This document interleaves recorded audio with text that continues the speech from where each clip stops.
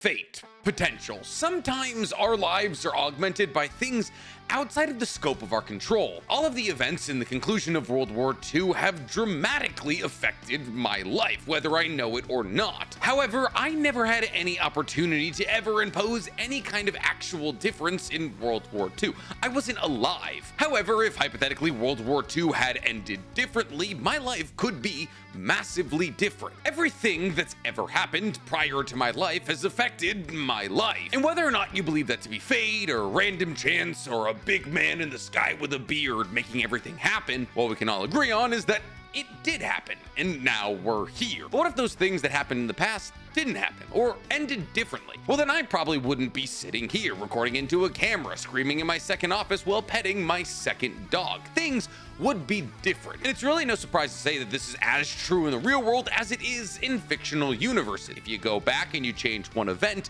the story's gonna look drastically different. And while changing some things will have barely any effect whatsoever, changing other things could completely restructure the entire world. And as Naruto is a fictional universe with a very long and fleshed out past, today we're gonna endeavor to do the latter. Today, we're gonna be going back into the history of Naruto and changing one of the most important plot points in the entire universe's history. Because today, we're going to be answering the question, what would have happened if Hashirama had killed Madara? See, we all understand that Hashirama believed that he killed Madara. However, Madara, possibly understanding the fact that Hashirama was more powerful than him, programmed his eye to enact Izanagi and save his life should he ever die. And more than that, Madara also had the foresight to take a chunk of Hashirama's flesh into his mouth while they were battling, which he would then later graft into his own wound, which a couple of decades later would result in him awakening to Rinnegan, which Madara would then be able to use to summon the Geto Mazo from the moon and start the Eye of the Moon plan. However, if you change just one very simple event, the entire landscape of Naruto looks different. Simply by saying that Madara does not survive the battle against Hashirama, we are now faced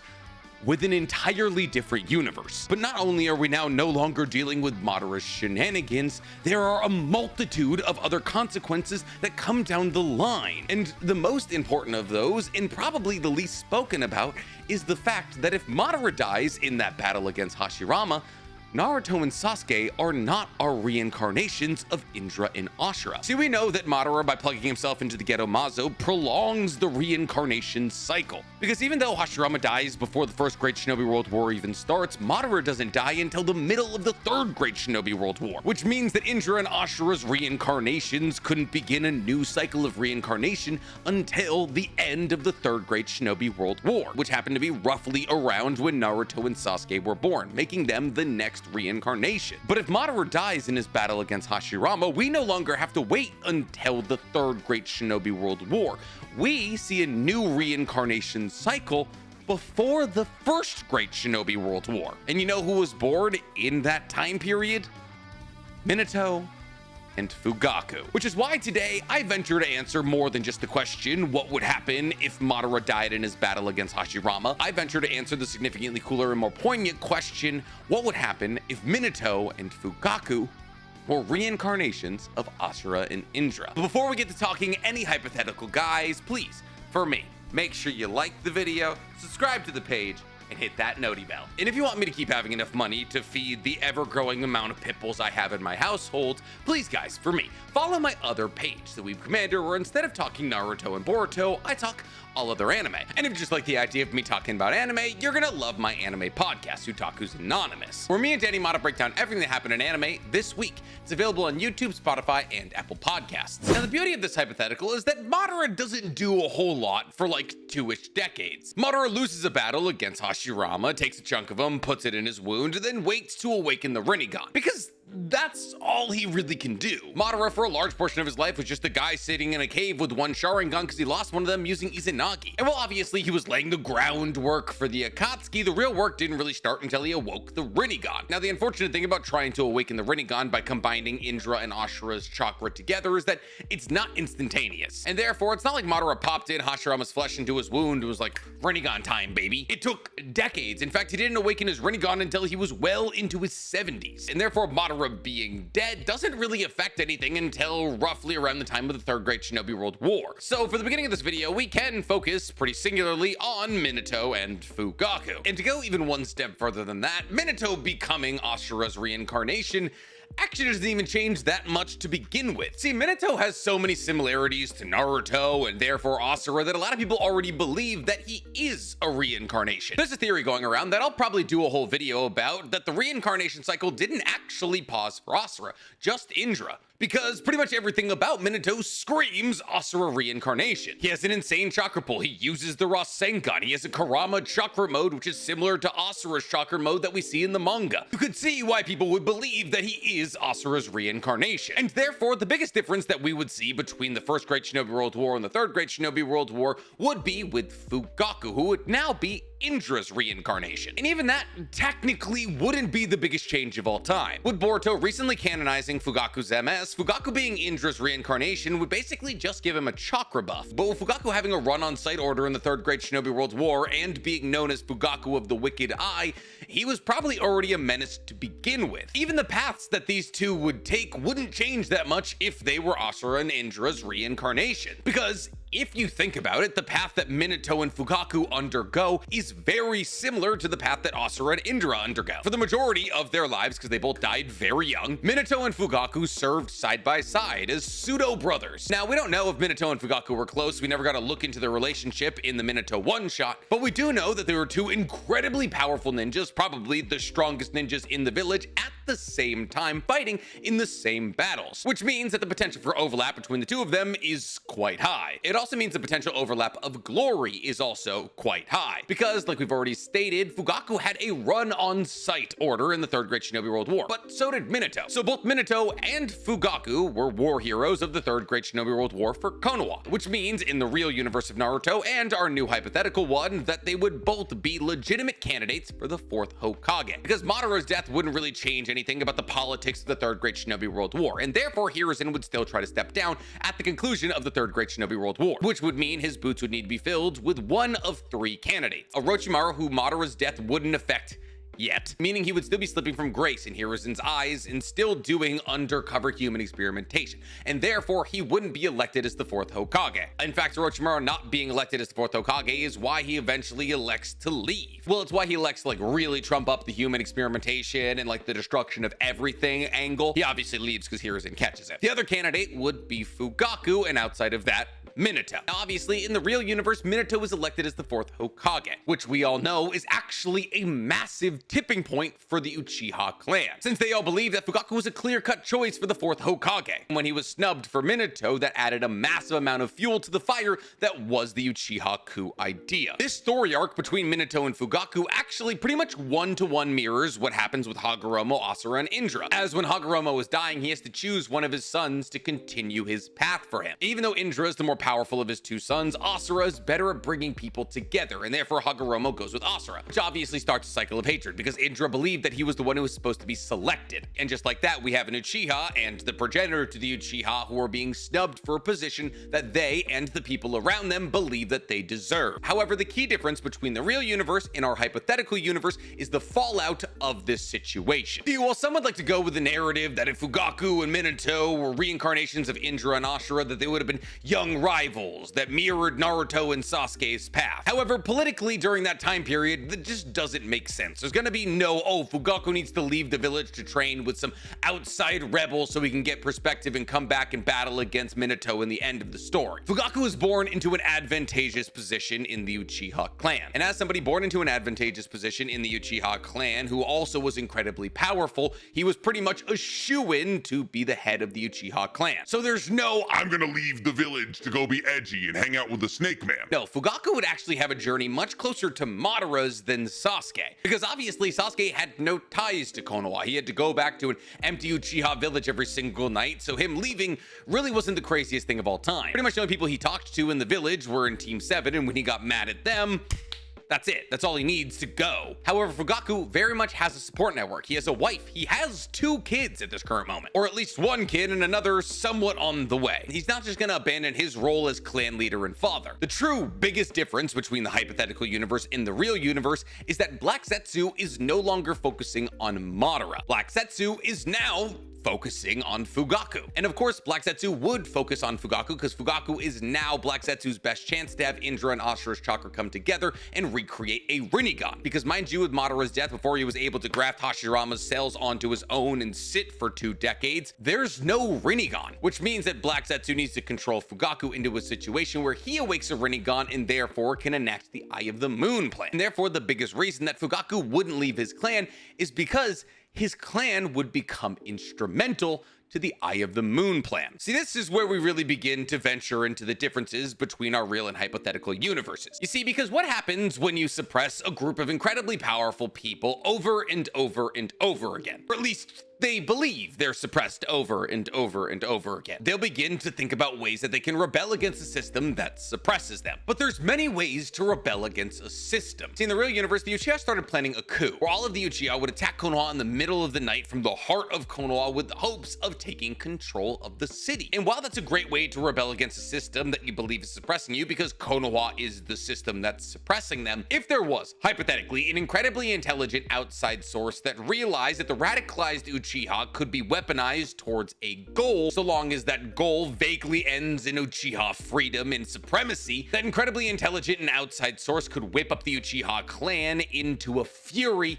and have them start marching towards the path that the outside source wants them to march towards. Now, of course, within the confines of Naruto, I'm talking about the Eye of the Moon plan. You see, in the hypothetical universe where Black Zetsu can't meddle with Madara anymore, he's quite obviously gonna meddle with Fugaku. And as Fugaku was the current head of the Uchiha clan during its most turbulent time, if Black Zetsu were able to control Fugaku in any sense, Black Zetsu could direct Fugaku towards radicalizing the entire Uchiha clan towards the goal of the Eye of the Moon plan, with the general pitch being that if we follow this path, the Uchihas will live for 1,000 years in heavens of their own creation, where we are the supreme rulers of the entire universe and Konoha lives under our boot. It's the coup, but one step further. Why focus on Konoha when the Uchiha could control the entire world? So you think the suppression of the Uchiha is going to stop outside of the confines of Konoha?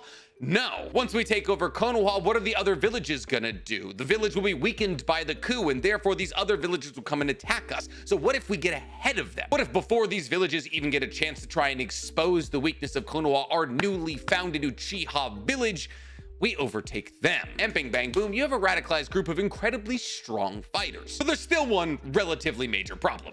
None of this can happen without a Rinnegan, which is why Black Zetsu is specifically focusing on Fugaku. He has to make sure that Indra and Ashura's chakra combine. Now, fortunately for Fugaku and Black Zetsu, Madara's death wouldn't affect whether or not Minato and Kushina fell in love. And it definitely wouldn't affect when they decided to get it on. And thus, shortly after the conclusion of the Third Great Shinobi World's War, and shortly after Minato being elected as the 4th Hokage, Kushina would become pregnant. However, instead of Obito being the one to try to steal the Nine Tails, here it would be Fugaku, because Obito would be dead. If Madara's never there to tunnel underground and grab Obito and bring him back to his little lair, Obito dies under the rocks, which feels like an overall win. But what's wild is that Rin survives, because obviously Madara was the one controlling the hidden mist of Budisobu in Rin, so Obito could see Rin die, so Rin survives in this universe. Regardless, Fugaku replaces Obito on the night of Naruto's birth and attacks Kushina and Hiruzen's wife and Minato as Kushina tries to give birth to Naruto. And while obviously we don't know the full scope of Fugaku's abilities here, and therefore a battle between Fugaku and Minato could go a bunch of different ways that we really can't anticipate, we pretty much understand that any battle between Indra and Ashura's reincarnations is usually very close. And thus, you can bet your bottom dollar that Fugaku poses a legitimate threat against Minato as he's trying to protect Kushina, Naruto, and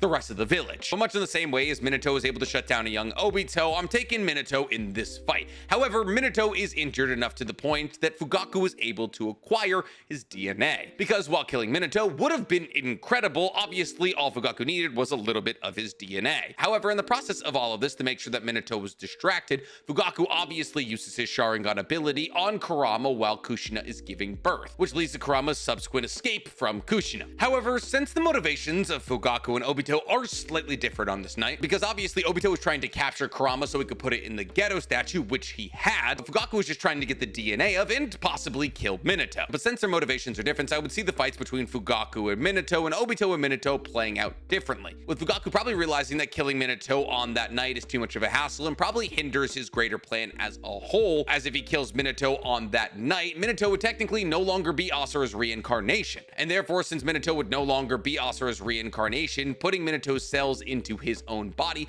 technically wouldn't combine Indra and Ashura. And thus Fugaku would probably just release Kurama, get a vial of Minato's blood by slashing him, and run away. This has the added impact of destroying a large swath of Konoha and fulfilling Fugaku's goal. The reason that I'm saying it's important to differentiate this battle from Minato and Obito's battle is because the ending also pans out differently in my universe. Since Fugaku wouldn't really be an active combatant in this battle, Minato, Kushina, and Hiruzen would have more time to focus on the release of Kurama. And thus, instead of Kurama wearing Minato and Kushina like a ring, I see Kurama being resealed without Minato or Kushina dying. However, since Kushina did just have the entirety of Kurama ripped out of her, she would be in a substantially weakened state. We know when people are weakened, they're not necessarily the best vessels for tailed beasts, which is why Naruto, as a baby, was only ever given half of Kurama, because if he was given all of Kurama, he would have died. And therefore, in my hypothetical universe, I would argue that Minato would split the chakra of Kurama into two halves, sealing one half into Kushina and the other into himself, which is sort of kind of how the night pans out in the real universe, except Naruto doesn't get any here. Because even if Minato had heard the child of prophecy thing from Jiraiya in this universe, without the immediate prospect of his death, why would Minato seal half of the strongest tailed beast on Earth into a baby? Especially when you consider the fact that Minato learned about the child of prophecy thing from Jiraiya because Jiraiya believed that Minato was it. And Minato didn't realize that it was Naruto until Minato was like, Oh yeah, I'm dead. Now, some last question here. Why wouldn't Fugaku just enact the coup on this night? Why wouldn't Fugaku just destroy Konoha? Well, the real answer is plausible deniability and also risk. See, the last thing that Black Zetsu would want in this situation is Fugaku entering into life or death combat against the likes of Minato, Kushina, Jiraiya, Kakashi. Because the second that Fugaku dies, Black Zetsu now has to wait until Minato dies for a new reincarnation cycle to happen. And thus, Black Zetsu kind of has to play the long game, and therefore Black Zetsu would definitely talk the Uchiha clan out of a coup. Because the coup is dangerous, it's confrontational, and it'll probably lead to a large amount of your fighting force kicking the bucket. And thus, after stealing a vial of Minato's blood and injecting it into his body, the waiting period has started for Fugaku then. However, since Kurama was placed under a genjutsu from a Sharingan, the obvious prejudice that happened after Naruto's birth would happen to the Uchiha again. And thus, just like in the real universe, after Naruto's birth, the Uchiha would be moved to the Uchiha clan village area, as prior to the release of Kurama, they just lived scattered amongst the village. But the really big difference between the real and hypothetical universes here is that the Uchiha who are loyal to Fugaku, upon hearing about their relocation, decide they no longer want to live in Konoha. Because the Uchiha, and more specifically Fugaku and Black Zetsu, understood that after this attack, the Uchiha would be further scrutinized against, and therefore they would use this final scrutiny as the straw that broke the camel's back and leave the village, going to start their own village somewhere else. Now, naturally, only the Uchiha loyal to Fugaku would go, and this actually very much mirrors what Madara was trying to accomplish right after Konoha was founded. See, Madara believed that the Uchiha would be suppressed for the entirety of Konoha's history, and therefore Madara started rallying against the idea of Konoha. He tried preaching to the Uchiha that they should leave Konoha and start their own village elsewhere. However, as Konoha had just been founded and the Uchiha hadn't been slighted yet, nobody decided to go with Madara, making him an outcast in the clan that he used to leave. Fugaku, however, is in a way better situation than Madara ever was, because the Uchiha clan, while he was in charge, were very mad at Konoha. And thus, with this final slight, anybody who was loyal to Fugaku would leave the village, leaving only people who weren't loyal to Fugaku behind, like Shisui and Itachi, and a couple of other no-name Uchihas who don't buy into the whole we're being suppressed ideology. And thus, the Uchiha clan becomes the pseudo-Akatsuki of our hypothetical universe. Because mind you, without Madara taking his Rinnegan and shoving them into a 2-year-old Nagato's face, the Ame orphans probably die long before before they get to make the Akatsuki. Is that dark? Yeah. Is it also reality? Also, yeah. But Minato, possibly understanding the frustrations of the Uchiha and trusting Fugaku as somebody who he served side by side within the war, says, okay, go. And thus Minato rules as the 4th Hokage for a decade or so, with a large majority of the Uchiha gone from the village. And things are good. Things are really cool. I mean, from Minato's death to the 4th Great Shinobi World War is about 16 years of peace, which is relatively rare in the Naruto universe. And so Konoha is prospering. The Uchiha that are mad at the village are no longer there. The Uchiha who liked the village are still there. Itachi and Shisui are becoming incredible ninja. Maybe Itachi loses a friend on a mission and awakes his MS, because we're gonna need his MS later. Obviously, Shisui awoke his MS directly after the 3rd Great Shinobi World War, so we're all good on that front, but things aren't good forever. See, the Uchiha would settle in a small country on the outskirts of the Land of Fire, probably the Land of Grass, where they would ironically be living or purposely be living side by side with Orochimaru, who was in the process of creating the village hidden in the Sound. And since both the Hidden Sound and the Uchiha had similar goals in mind, the destruction of Konoha, they would actually probably collaborate and grow together, which would not only be advantageous for the Uchiha as they would get access to all of the science and the people and the Hidden Sound, but also advantageous to Orochimaru, who would be able to study the Sharingan and possibly the Rinnegan. And thus the Hidden Sound actually becomes a very powerful village, with its core being the Uchiha clan. And it only gets stronger when about 10 years after Fugaku injected Minato's blood into himself, he awakes the Rinnegan, which makes Sasuke and Naruto 10 to 11 years old, Itachi somewhere around 16 or 17, and Minato and Fugaku somewhere in the region of 33 to 34. Now, obviously, one could argue that it would take way longer than this to awaken the Rinnegan, but we simply just don't know. Sure, it took Madara a couple of decades, but that could have been because one of his eyes was blinded. There's no timeline to this kind of thing. And genuinely, it doesn't make a huge amount of difference, because regardless of when Fugaku awakens the Rinnegan, so long as he's not 75, the plot plays out the same. But when Fugaku does eventually get around to awakening the Rinnegan, he's able to summon the Gedomazo, which means it's now time to collect the tailed beasts. And thus, the Hidden Sound and the Uchiha, operating as our effective Akatsuki in this circumstance, begin to collect Jinchuriki. And they just do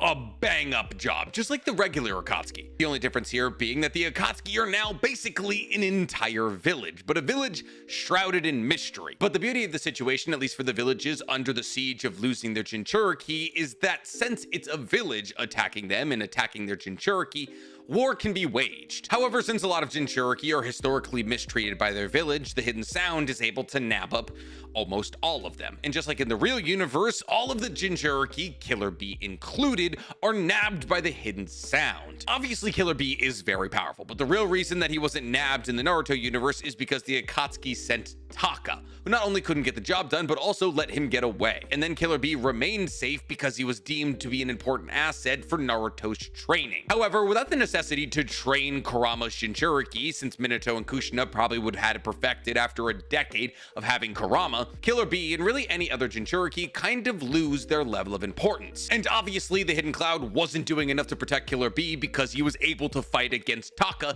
and almost lose. And just like in the real-life Naruto universe, the villages don't mobilize until it is substantially too late. As after the Hidden Sound grabs up 8 Jinchuriki, they launch the Konoha Crush arc against Konoha, but now instead of just trying to destroy Konoha, they're trying to get their hands on either Minato or Kushina, or both, as obviously Kurama needs to be grabbed last. And since the Konoha Crush arc is now the Hidden Sand in the Uchiha and not the Hidden Sound in the Hidden Sand, it goes pretty well, especially when you consider the fact that Fugaku now is a wielder of the Rinnegan and therefore can do the almighty push. And when Minato and Kushina are pushed into a corner, Kushina sacrifices herself in order to allow Minato and Naruto to get away. However, because of this, the Akatsuki now have Kushina. But as we all know from Gaara's extraction and multiple other Jinchuriki extractions into the Gedomazo, that it takes multiple Kage-level shinobi multiple days to extract a tailed beast into the Gedomazo. And thus, with Kushina's capture, there is a couple of days to save her. And now that all of the villages have felt the ire of the Hidden Sound village,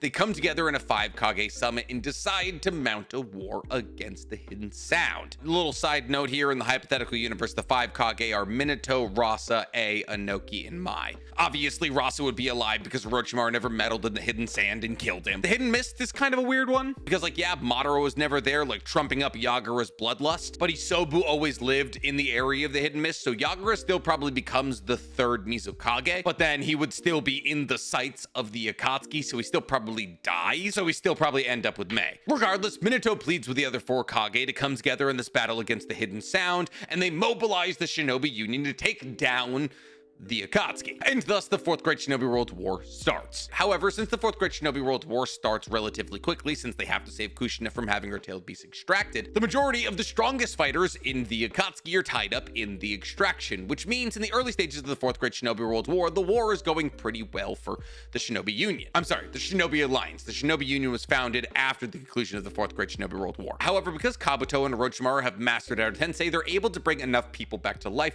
that they can hold off the Shinobi Alliance long enough that Kurama is extracted from Kushina, and thus the Ten Tails is brought to life and fuses with Fugaku, making him a Ten Tails Jinchuriki, which then leads to Fugaku awakening the Rinne Sharingan. And with the awakening of the Rinne Sharingan, Fugaku is able to enact Infinite Tsukiyomi, which starts nabbing people up. However, as we know, the only people safe from Infinite Tsukiyomi are those who wield a Susanoo. Now, it feels important to mention here that Fugaku would almost definitely be tied up in extracting Kurama from Kushina, and therefore he wouldn't be on the battlefield until he was a Ten Tails Jinchuriki, and therefore he really wouldn't be on the battlefield until he enacted Infinite Tsukiyomi. Fortunately for the Shinobi Alliance, there are a couple of Susanoo wielders, most notably Shisui and Itachi. Understanding the situation of the Infinite Tsukiyomi, since Itachi himself wields the Tsukiyomi, Itachi goes to protect the likes of Minato with a Susanoo, since obviously other people can enter a Susanoo so long as the Susanoo creator permits them. And Fugaku, upon seeing a Susanoo that's rejecting Infinite Tsukiyomi, begins to make his way down to that Susanoo. Now, even if you think that Itachi's Susanoo not being complete would make him susceptible to Infinite Tsukiyomi, let's not forget that he also has the Yatamir, which is able to stop any attacks, both physical and mental. So even if there is the caveat that Itachi's Susanoo wouldn't be able to stop Infinite Tsukiyomi since it's incomplete,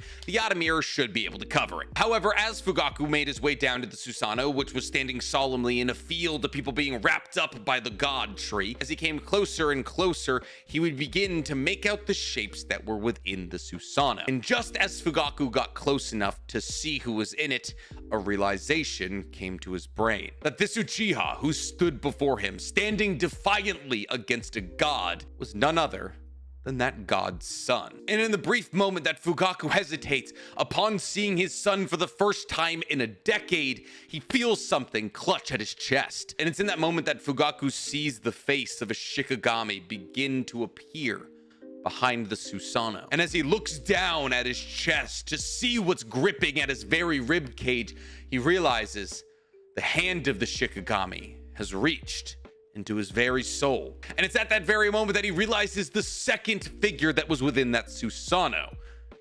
It's Minato, the man he had fought side by side with for a decade, the man who stole his position as 4th Hokage, the man who forced him out of the village, at least so far as he thought. But as he looks upon Minato's face, he sees that this hand of the Shikigami is extending from Minato's own body. And in that moment, as he stands across from his own son and his own rival, he realizes his son has found a different father. That Fugaku's actions, while they may have made him into the monster that he currently is, separated him from the thing that was once the most important thing on earth to him, his son. And as Fugaku begins to see his soul ripped out of his body, he realizes this is the end. And while he could sit there and fight in a battle of tug-of-war against Minato, he realizes that Minato's in the right. And thus he gives in to the future of having his soul ripped out by the Shikigami extending its hand from Minato's gut. And as his soul leaves his body, he smiles and remarks to Itachi about how big he's gotten, all the while thanking Minato for ending this madness. With his last words to Minato being, I'd like to hear your story. It's a good thing. We're gonna have a lot of time to talk. And just like that, Fugaku's body goes limp as his soul has been ripped into Minato's stomach. However, before Fugaku's body has even hit the ground, Black Zetsu grafts to it. And by using Fugaku's 3 Rinnegan body as a conduit, Black Zetsu begins to summon Kaguya to this realm. And before Minato knows it, he's standing before an actual god. Realizing that Fugaku had been played for a fool this entire time, Minato immediately understands the severity of the situation. Minato at most has a couple more minutes to live, and he is nowhere near strong enough currently to battle against this actual god. And as his faith in his own ability begins to waver, he hears his name called out. And as he snaps around to see who could possibly be calling out his name, it's another Susanoo, this time green. And within that Susanoo are 2 people, one of which is Shisui, the other of which is a drastically injured Kushina. See, Kushina, as being a full-blooded Uzumaki, could survive Kurama being extracted from her. Mito went on to live for years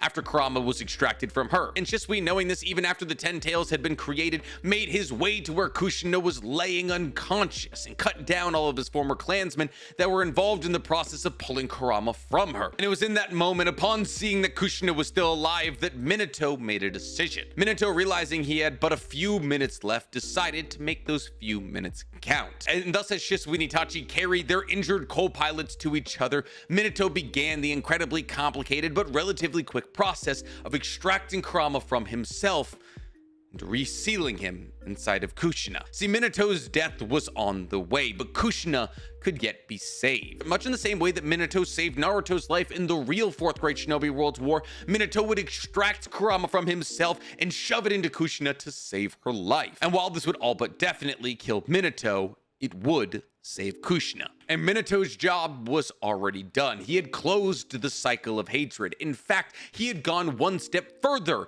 than closing the cycle of hatred. Minato, by sealing his and Fugaku's souls away in the belly of the Shikigami, had guaranteed, by their souls not returning to the Pure Lands, that the cycle of reincarnation in Indra and Ashura was over. And as they had both forgiven each other before their very own deaths, they had guaranteed that the souls of Indra and Ashura would live in peace forever. And thus it was no longer up to Minato to be the hero of the story, but to Kushina. And once the transfer of Kurama was complete to Kushina and she was revitalized, Minato passed away, leaving the most important battle yet to the only 3 people left standing on the battlefield: Itachi, Shisui, and Kushina. By the way, just because I know somebody's gonna say something about it, let's just assume in this hypothetical universe that Itachi and Shisui aren't best friends, because they don't have to be spies together against the Uchiha, because all of the Uchiha left. Because somebody's gonna be like, well, if Shisui's still alive, then how does Itachi have his MS? Let's assume that Izumi stays in Konoha and then dies on a mission. Is that good? Does that work for you? Okay, moving on. Now, obviously, as Kushina, Itachi, and Shisui are Indra and Ashura's reincarnations, they can't use things like 6-pass Chibaku Tensei. However, fortunately for these 3, 2 of them are the strongest Fuinjutsers known to man. And Kushina, recently revitalized by receiving half of Kurama back into her body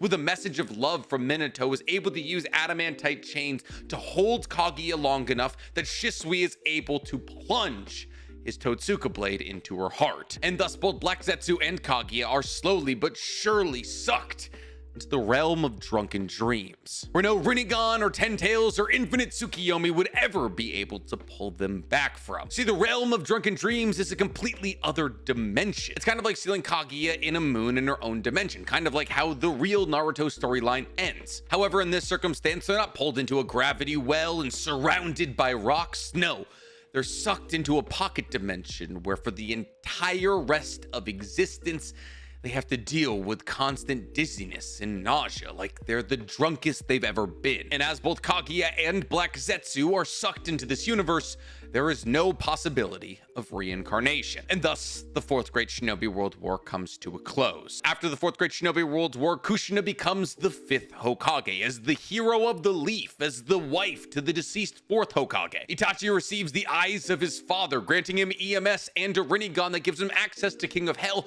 that allows him to heal himself from his chakra disease. And Naruto and Sasuke grow up in a somewhat similar capacity to Konohamaru. Too young to have participated in the 4th Great Shinobi World War, but definitely old enough to see the horrors of the buildup. And they now operate as Jonin with a team of Genin in the Boruto universe, becoming the next generation of fighters primed to fight the next generation of Otsutsuki. And with that, that leads us up directly to the modern day of Boruto. And as you can see, just one little small change can have massive downstream repercussions, so long as that small change happens to somebody important. But what do you guys think would happen if Madara died in his battle against Hashirama? Do you believe my hypothetical universe is accurate? Tell me in the comments below. And while you guys are down there, please, for me, like this video, subscribe to the page, and hit that noti bell. I had to sworn off what ifs because they don't perform nearly as well as regular videos, but I've been asked to do this hypothetical like 6 times, so here you go.